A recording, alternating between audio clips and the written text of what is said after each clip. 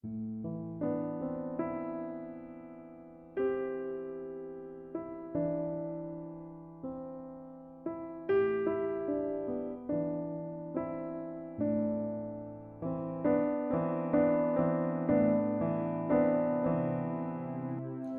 The Lord. मैं pastor sol आप सभी लोगों को मसीही नमस्कार कहता हूं। आप सभी लोगों का अभिवादन करता हूं।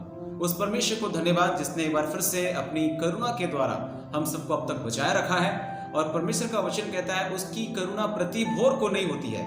परमेश्वर अपनी करुणा के द्वारा हमें नया दिन दिखाता है। और सुलेमान कहता है हम मिट नहीं गए, ये उसकी महाकरुणा का फल है।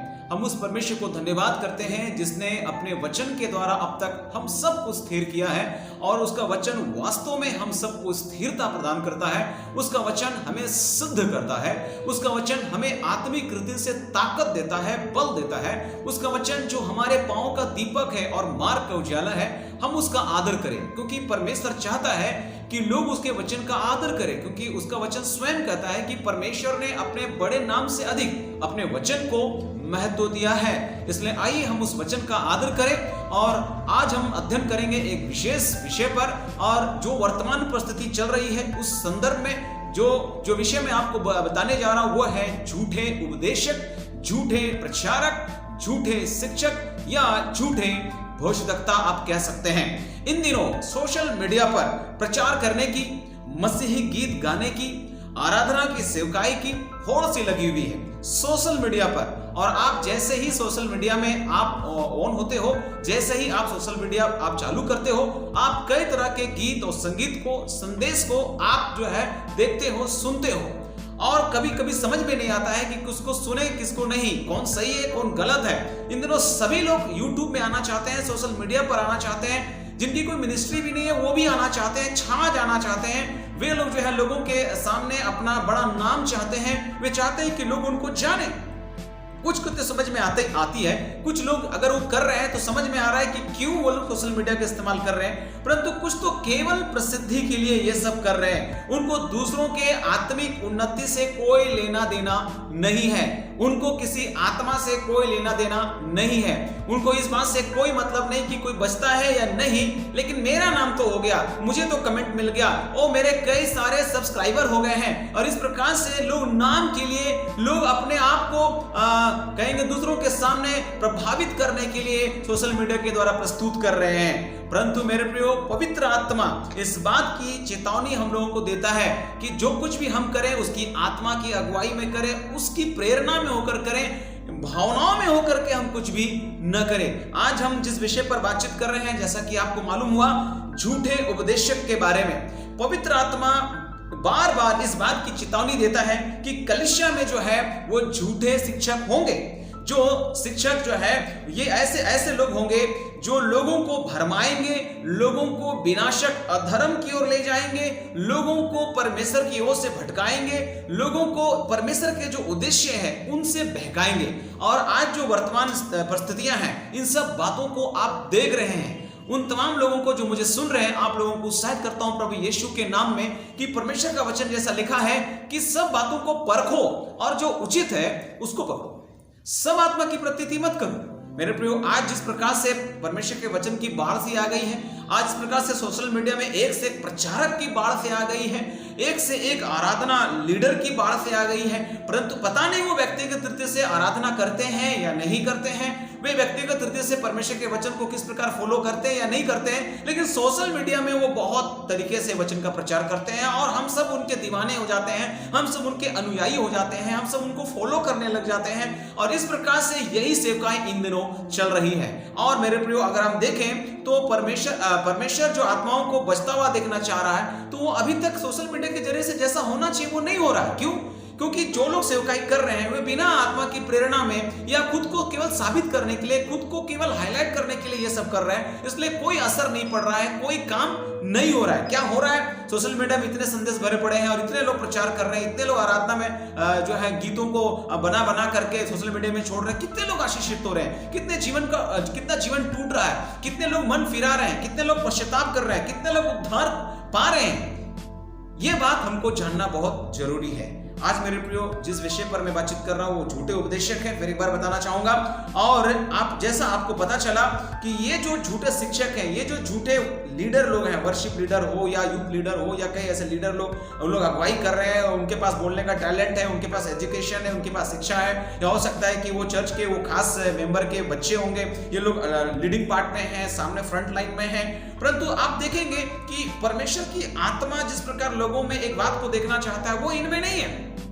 परमेश्वर का डर नहीं है, परमेश्वर का भय नहीं है, वो सच्चाई नहीं है। अब जिसने कभी दिल्ली देखी नहीं, जिसने कभी दिल्ली देखा नहीं, और वो व्यक्ति अगर आपको बोलता है कि मैं आपको दिल्ली दिखाऊंगा, तो वो क्या करेगा? वो कुतुब मीनार को ताजमहल बोलेगा, ताजमहल को कुतुब मीनार बनाकर बता करके आपको समझा देगा, है ना, क्योंकि उसने खुद कभी दिल्ली देखा ही नहीं। अगर वो आगरे का किला देखेगा तो बोलेगा ये लाल किला है, क्योंकि वही पत्थर, लाल किला जिस पत्थर से बना है, आगरे का किला भी वही पत्थर से बना है। मेरे प्रियो, आपको दिल्ली कौन ले जाएगा? जिसने कभी दिल्ली देखी। आपको परमेश्वर की उपस्थिति में कौन ले जाएगा? जो खुद परमेश्वर की उपस्थिति में बैठा है, जो खुद उस अनुभूति को पाया है, वही व्यक्ति आपको उस अनुभव तक ले जाएगा। ऐसे एरो तो बहुत लोग आने वाले हैं। सो इन सब बातों से सावधान रहने की आपको जरूरत है। तो मैं कुछ चेतावनियों को जो इसके संदर्भ में बाइबल में दी गई है आपके सामने रखना चाहूंगा। मेरे प्रियो, हम जब बाइबल में यीशु मसीह के संदर्भ में देखेंगे तो मत्ती रचित सुसमाचार उसका 24 अध्याय और उसका 11 पद, और उसके बाद मत्ती 24 का ही 24 और 25 पद ऐसा लिखा है, हम उसको आपके लिए पढ़ना चाहेंगे। वहां पर ऐसा लिखा है कि 11 पद में बहुत से झूठे भविष्यद्वक्ता उठ खड़े होंगे और बहुतों को भरमाएंगे, याद रखिएगा। और उसके बाद जब आप उसका 24 और 25 पद पढ़ेंगे तो लिखा है, क्योंकि झूठे मसीह और झूठे भविष्यद्वक्ता उठ खड़े होंगे और बड़े चिन्ह और अद्भुत काम दिखाएंगे कि यदि हो सके तो चुने हुओं को भी भरमा दे। देखो, मैंने पहले से तुमसे यह सब कुछ कह दिया है। ये लोग बड़ा चिन्ह दिखाएंगे और हो सके तो चुने हुओं को भी क्या करे? भरमा दे। आजकल तो चमत्कार को नमस्कार है, जो दिखता है वही बिकता है, लेकिन जो दिखता है वही बिकता है, इतना ही काफी नहीं है। जो दिखता है वो टिकता भी नहीं है। परमेश्वर का वचन कहता है अनदेखी वस्तुओं का प्रमाण है उसका विश्वास। दिखावटी की कोई जरूरत नहीं है मेरे प्रियो, और इसलिए इन सब बातों से आपको सावधान रहने की जरूरत है। सबसे पहली बात, जो पहली चेतावनी है, यीशु मसीह ने खुद इसके संदर्भ में दिया है कि झूठे उपदेशक लोग आएंगे, झूठे मसीही आएंगे, झूठे भविष्यद्वक्ता खड़े होंगे, अद्भुत अद्भुत काम दिखाएंगे। क्या चिन्ह और चमत्कार के साथ आजकल कई लोग सोशल मीडिया में छाए हुए हैं। और देखिए, वे लोग यीशु मसीह को ना प्रकट करके खुद को प्रकट कर रहे हैं, खुद को प्रमोट कर रहे हैं, खुद को हाईलाइट कर रहे हैं, खुद की प्रसिद्धि चाह रहे हैं। क्या यही सेवकाई है हमारी? यीशु मसीह कहीं चुप कर रह गए हैं, उसका वचन कहीं चुप कर रह गया। लोग एक व्यक्ति को जान रहे हैं, यीशु मसीह को लोग नहीं जान रहे हैं। लोग बोलते वाह उसने क्या चंगाई की, वाह उसने क्या प्रचार किया, वाह उसने क्या किया। लोग मसीह को भूल जा रहे हैं, लोग एक व्यक्ति को देख रहे हैं। यही हो रहा है। तो यीशु मसीह ने पहले से हम लोगों को इसके संदर्भ में सावधान किया है। आपने सुना होगा कुछ लोग कुछ ज्यादा ही ऐसा बोलते हैं कि प्रभु मुझसे ये कह रहा है, प्रभु आज मुझे ये बता रहा है, प्रभु आज मुझे ये करने के लिए बोला है। जो प्रभु प्रभु के नाम से जब आता है ना तो डर लगता है। ऐसे भविष्यद्वक्ताओं से सावधान रहिएगा। इतना आसान है प्रभु की आवाज को सुनना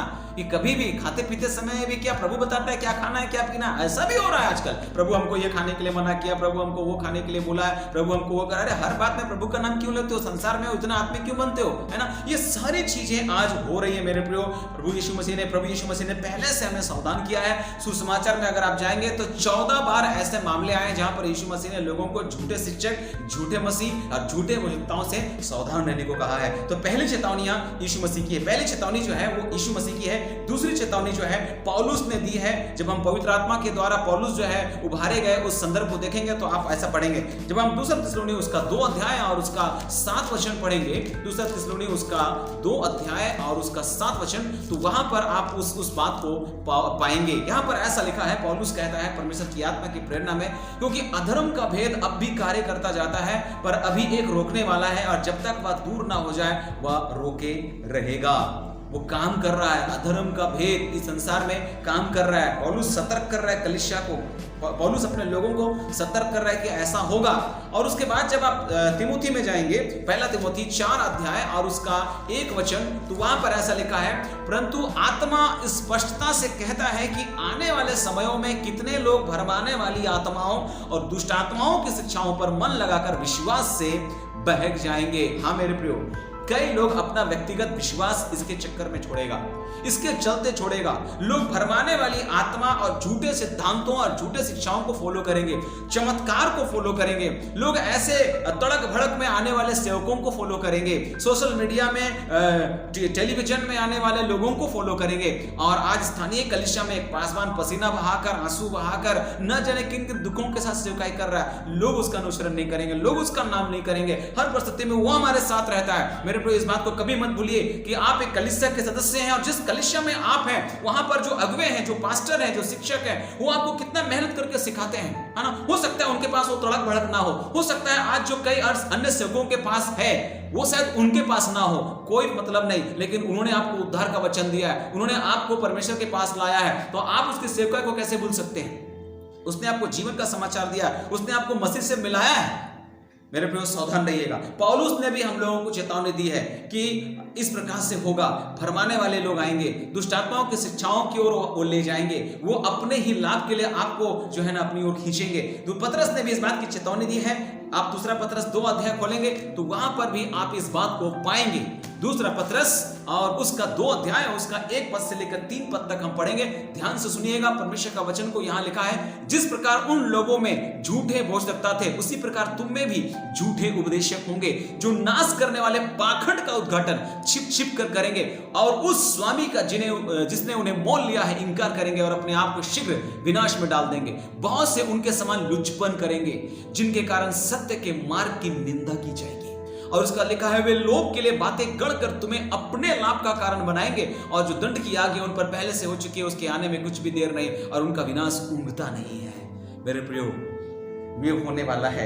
हाँ, बहुत सारे ऐसे लोग होंगे जो आपको अपने लाभ का कारण बनाएंगे। जानते हैं, आज बहुत सारे सेवक लोग आपको प्रॉफिट के रूप में देखते हैं। वे एक आत्मा को परमेश्वर के पास ले आए, ऐसा वो लोग नहीं देख रहा है। आपको एक प्रॉफिट के रूप में देख रहा है कि आप जो है उसका लाभ का कारण बनेंगे, आप उसके व्यक्तिगत उन्नति का कारण बनेंगे, आप उसके आर्थिक उन्नति का कारण बनेंगे। ऐसा लोग आपको समझते हैं। जब आपको देखता है तो वो पैसा देखता है, वो आपको देखता है तो जीवन नहीं, आपको जब देखता है तो पैसे के रूप में आपको देख रहा है। चौथी चेतावनी जो हम आपसे बात करने चाहेंगे, लेकिन उससे पहले हम और एक पतरस के संदर्भ को पढ़ेंगे जो हम लोग को 2 अध्याय उसका 15 वचन में मिलता है। वहां पर लिखा है कि वे सीधे मार्ग को छोड़कर भटक गए हैं और बाओर के पुत्र बिलाम के मार्ग पर हो लिए हैं, जिसने अधर्म की मजदूरी को प्रिय जाना है। आप सब जो है बिलाम के बारे में जानते हैं। धन के मोह माया में परमेश्वर ने उसे भविष्यवाणी करने से रोका। परमेश्वर ने उसको बोला था कि तुम उस राजा के बात में आकर के इस्राएलियों को श्राप मत देना, क्योंकि मैंने उनको आशीष दी है। लेकिन जैसे जैसे धनंडे लोग उसके पास आते गए, पैसे वाले लोग उससे आते गए, वो बोला हम प्रभु से पूछ लेते हैं हम जाएं कि ना जाए। अरे प्रभु ने एक बार बता दिया कि नहीं जाना, फिर क्यों प्रभु से बार बार पूछते हो, है ना। पैसे का लालच बिलाम को आ गया था, और आप जानते हैं कि बिलाम का उसको क्या खामियाजा भुगतना पड़ा, है ना। पैसे के लिए वो काम कर रहा था, रुपये के लिए वो काम कर रहा था। आज लोग सेवकाई पैसे के लिए करना चाहते हैं, धन के लिए करना चाहते हैं। प्रभु का वचन कहता है, मेरे राज्य और धार्मिकता की खोज करोगे तो सारी वस्तुएं तुझे मिल जाएगी। क्या ये वचन उनको पता नहीं है? पता है, फिर भी वे पैसे के लिए काम करते हैं, धन के लिए काम करते हैं। बिलाम की मिनिस्ट्री में आज लोग लगे हुए हैं। वे लोग जरूर भविष्यवाणी कर सकते हैं, नो डाउट, कोई संदेह नहीं कि वे परमेश्वर के वचन को नहीं समझते, नहीं जानते। वे अच्छा प्रचार कर सकते हैं, अच्छा रेवलेशन दे सकते हैं, परंतु बाइबल बताती है हर एक आत्मा की प्रतीति मत करना। आपको जानना होगा सही क्या है, गलत क्या है। आपके लोकल पास्टर शायद वैसी भविष्यवाणी नहीं कर पा रहा, शायद उस प्रकार से प्रचार नहीं कर पा रहा, शायद वैसे गाना नहीं गा पा रहा, शायद उसको गिटार बजाने नहीं आता है, शायद उसको कीबोर्ड बजाने नहीं आता है। कोई बात नहीं। आपका जीवन जब बदला था तो क्या गिटार से बदला था? आपका जीवन जब बदला था तो क्या कीबोर्ड से बदला था? आपका जीवन जब बदला था तो वचन से बदला था, जो शायद मामूली सा और अदना सा सेवक ने प्रचार किया था, लेकिन उसने जो प्रचार किया था वो परमेश्वर का वचन प्रचार किया था। महत्वपूर्ण है परमेश्वर का वचन। तड़क भड़क की सेवकाई से सावधान रहिएगा मेरे प्रिय।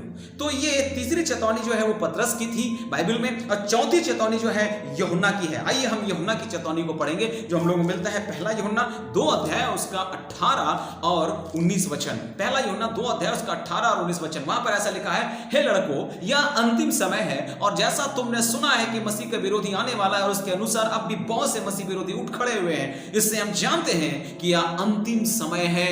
वे निकले तो हम ही में से हैं, याद रखिएगा, वो निकले तो हम ही में से हैं, पर हम में के थे नहीं, क्योंकि यदि वे हम में के होते तो हमारे साथ रहते, पर निकल इसलिए गए कि यह प्रकट हो कि वह हम में के नहीं है।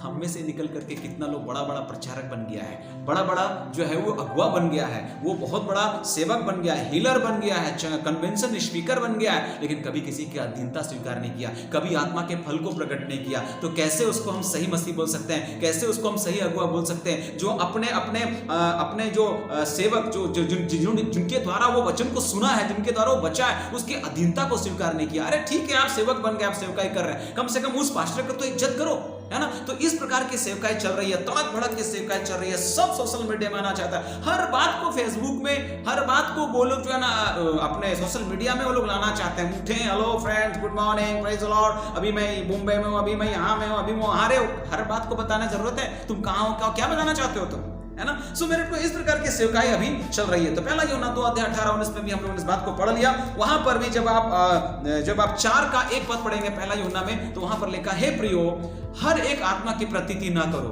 वरन आत्माओं को परखो कि परमेश्वर की ओर से है कि नहीं, क्योंकि बहुत से झूठे भविष्यवक्ता जगत में निकल खड़े हुए हैं।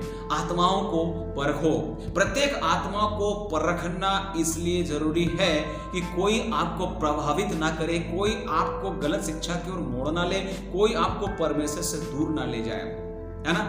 वे चमत्कार के नाम पर, वे कई तरह के सफल सेवकाई के नाम पर कि हमारा मिनिस्ट्री ऐसे चल रहा है, वैसे चल रहा है, उस नाम पर आपको अपनी ओर खींचने का प्रयास करेंगे। आपको सावधान रहना है। अभी आपको कौन सा सुनना है, किसकी सुनना है, किसको फॉलो करना है, किसका फॉलोवर बनना है, किसको सब्सक्राइब करना है। प्रभु से प्रार्थना करें, प्रभु मैं इसको सब्सक्राइब करूं या ना करूं, प्रभु मैं इसको फॉलो करूं या ना करूं। आप प्रभु से पूछिए। भाई बताती है, बहुत तरह उपदेशक बटोर लेंगे, लेकिन सत्य से अपने कान को फेर लेंगे, कथा कहानियों पर मन लगाएंगे। खुजली मिटाने के लिए लोग वचन सुन रहा है इन दिनों, या डर से वचन सुन रहा है, इसका भी सुन लेते हैं, उसका सुन लेते हैं, क्या जाने कहां से उद्धार हो जा रहे हैं। उद्धार कोई व्यक्ति नहीं देगा, उद्धार परमेश्वर का वचन देगा ना। तो हर एक आत्मा की प्रतीति मत करिए। 5वीं चेतावनी जिसने दी है वो है यहूदा। जब हम यहूदा की पत्री पढ़ते हैं तो उसका 3 और 4 पद हम आपके लिए पढ़ना चाहेंगे, यहूदा की पत्री, और वहां पर से परमेश्वर का वचन को हम लोग देखेंगे। यहां पर ऐसा लिखा है, क्योंकि कितने ऐसे मनुष्य चुपके से हम में आ मिले हैं जिनके इस दंड का वर्णन पुराने समय में पहले से लिखा गया था। ये भक्तिहीन है और हमारे परमेश्वर के अनुग्रह को लुचपन में बदल डालते हैं और हमारे एकमात्र स्वामी और प्रभु यीशु मसीह का यह इनकार करते हैं। पर यद्यपि तुम सब बात एक बार जान चुके हो, तो भी मैं तुम्हें इस बात की सुधि दिलाना चाहता हूं कि प्रभु ने एक कुल को मिस्र देश से छुड़ाने के बाद विश्वास न लाने वालों को नष्ट कर दिया, है ना। मैं आपको बताना चाहता हूं मेरे प्रियो कि हमारे बीच में से चुपके से कुछ लोग निकल गए, हमारे बीच में कुछ लोग मिल भी गए हैं, ऐसे लोग मिल गए हैं, हमारे जैसे वो लोग दिखते हैं, है ना। जब हम इसका 12 पद पढ़ते हैं तो वहां पर लिखा है, ये तुम्हारी प्रेम सभाओं में तुम्हारे साथ खाते पीते, आपकी सभा में आएगा, हर मीटिंग में आएगा, आपको लगेगा ये बढ़िया आदमी है, हमारा हर सभा में आता है, हमारा हर बात सुनता है, हर बात मानता है। सावधान रहिएगा थोड़ा सा, बैरी अधिक चुंबन करता है। यहूदा भी यीशु मसीह के साथ सटले चलता था, है ना, वो सटे रहता था, एक थाली में खाता था, उसको चुमा करता था, गला लगाता था ज्यादा, सब चेला से ज्यादा यहूदा जो है ना बार बार गले लगाता था। लेकिन उसने क्या किया, ये गले नहीं गले पड़ गया और इस प्रकार से यीशु मसीह को क्रूस पर चढ़वाने का कारण बन गया, पकड़वाने का कारण बन गया, है ना।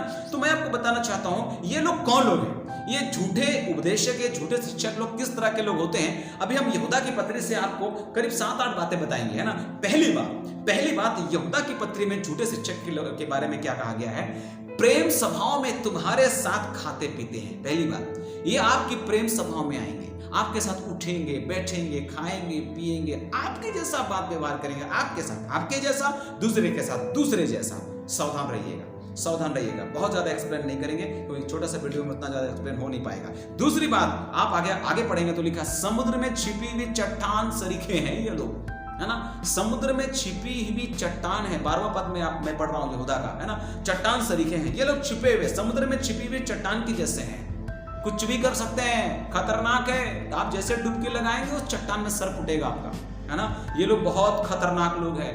जब आप इसके अंदर जाएंगे ना आपको समझ में आएगा नीचे चट्टान था, है ना। तो उसके बाद ये लोग क्या करते हैं, तीसरी बात, ये लोग जो है ना अपना ही पेट भरने वाले रखवाले हैं। ये लोग अपना ही पेट भरने वाले रखवाले, वो आए आपसे मिलने के लिए इसलिए कि आपसे कुछ प्रॉफिट हो जाए, आपसे कुछ फायदा हो जाए, आपकी मंडली में घुसे वहां कुछ फायदा हो जाए, वहां पर कुछ भेड़ बकरी को लेकर अलग एक टीम बनाए, वहां पर अपने विश्वास और चमत्कार का अद्भुत प्रदर्शन करके वहां से 2-4 जो है लेकर के अपना साइड जाकर के कलीसिया बना ले और उनका रोजी रोटी चले, है ना। इस प्रकार से ये लोग काम करेंगे। अपना पेट भरने वाले रखवाले हैं, ऐसा लिखा यहाँ पर लिखा हुआ है। उसके बाद जब आप नीचे जाएंगे तो लिखा है वे निर्जल बादल है। चौथी बात है ना, वे निर्जल बादल है, झूठ मूठ का गरजते हैं, बरसने वाले नहीं है ये लोग। आपने देखा होगा कुछ सेवक लोग फोर्स लगाते हैं चंगाई के लिए, हो जा चंगाई हो जा इसी वक्त, right now right now right now, चिल्लाते रहते हैं। अरे इतना बोलने का क्या जरूरत है भाई, यीशु मसीह के नाम से चंगाई हो, बस इतना ही कहने का जरूरत है। फोर्स कर, यीशु मसीह ने कहीं किसी को पकड़ करके फोर्सली किया है क्या, है ना। नहीं चंगाई हो तो और कर रहा है और कर रहा है, जोर लगा रहा है, फोर्स लगा रहा है ना चंगाई के लिए। वचन जब बोलते हैं तो उस समय भी फोर्स लगाता है ये लोग, ताकत लगाता है वो लोग। आज हम ऐसा प्रचार करेंगे, ऐसा करेंगे, हिला के रख देंगे। दूसरा हिलता है कि नहीं हिलता, लेकिन खुद ज्यादा हिलता है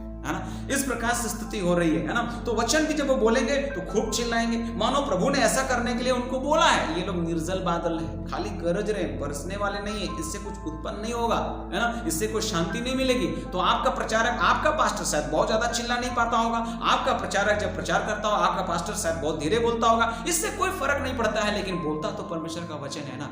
तो क्यों इन तड़क भड़क में हम पीछे भागे, क्यों हम इन दिखावे पर भागे, क्यों हम ऐसी चीजों का अनुसरण करें, क्यों हम टेलीविजन पर आने वाले, क्यों हम सोशल मीडिया पर आने वाले इनका फॉलो करें।